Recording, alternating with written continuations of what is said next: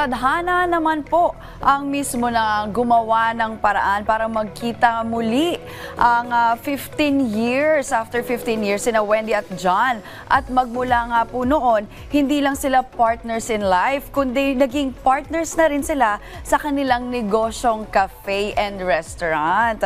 Alamin po natin ang business story nila dito lang sa Negosyo Tayo.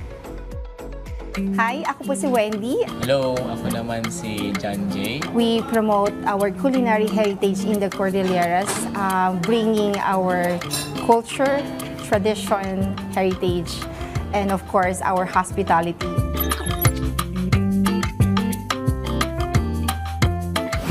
Kami ni John, we met back in 2004.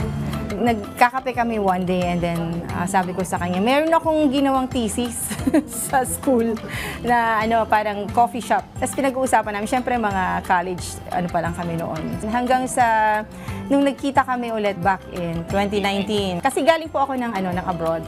Ilang years din po ako doon, halos 13 years akong naging OFW. Na-revive lang yung dati naming plan of putting up a coffee shop. Eh nung time na yun, wala pa kasi kami mga wala pa kaming puhunan. Naisip kasi namin, kung mamumuhunan man kami sa isang negosyo, gusto namin na kailangan, para sa amin kasi medyo mahal namin yung bayan namin. So gusto na namin i-push local.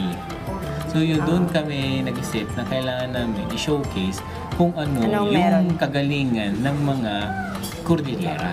Ano yung mga sinaserve nila doon na wala at hindi mo makikita sa Metro Manila, ihahain natin dito. Tingnan natin kung paano tanggapin. Oo, tanggapin ng tao. Nagustuhan nila. Ang storya kasi niyan, maaga akong nabalo. Yung widow, maaga akong nabalo. Siya naman. Hiwalay. naman siya. So, parang serendipity, di ba? Parang pinagtagpo After kayo. 15 years. Nung una nagsimula yan sa negosyo kasi nakita ko nag-gaan siya. yan. Parang interesting ko may pag-partner. Yun yung intention ko talaga. Nung pandemic nga talagang challenging talaga, lalo na sa amin na pull-in customers kami. Stroke of luck talaga. One of our trip to Baguio, yung kaibigan namin sabi niya, nasa Baguio ba kayo? Sabi niya, bili mo ako viscose, sabi niya. Imbes na isa lang binili ko, sabi ko, bili nga muna ako ng damihan ko lang, sabi ko, baka may gusto rin na iba. So, pinost ko siya sa online, pinost ko dun sa community namin. Sabi ko sa'yo, minuto lang, ubos.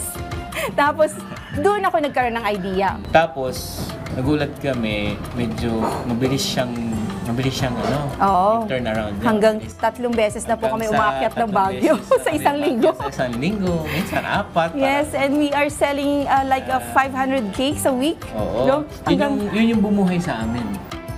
Kaya naman po ang maipapayo namin sa mga gustong magnegosyo ay mag-start po tayo sa maliit. At of course, we have to follow our passion. Kaya naman, tara! Negosyo tayo!